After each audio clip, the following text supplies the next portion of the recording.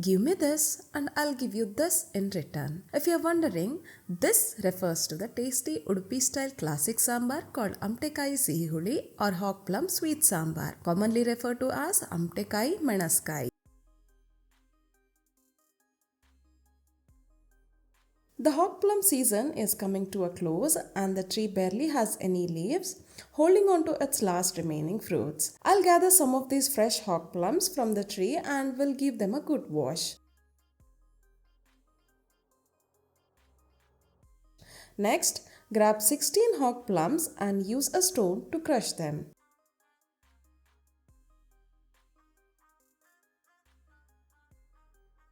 Once crushed, cook them with 2 cups of water in a pot.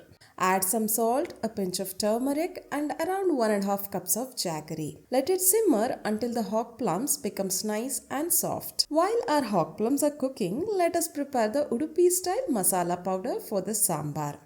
In a heavy bottom kadai, take half teaspoon of fenugreek seeds, 4 teaspoon of urad dal, 8 to 9 red chilies and some coconut oil and roast them until they turn golden. Next add 4 teaspoon of sesame seeds, 3 teaspoon of coriander seeds, half teaspoon of cumin and some curry leaves.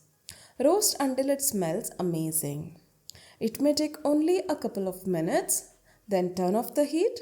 Once cooled, grind it into a fine powder.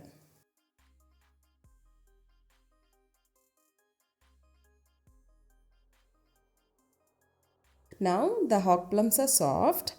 It's time to amp up the flavor. Add the freshly ground sambar masala to the boiling hog plum mix. If needed, feel free to adjust the quantities of jaggery and salt according to your taste preferences. I'm adding a bit more salt.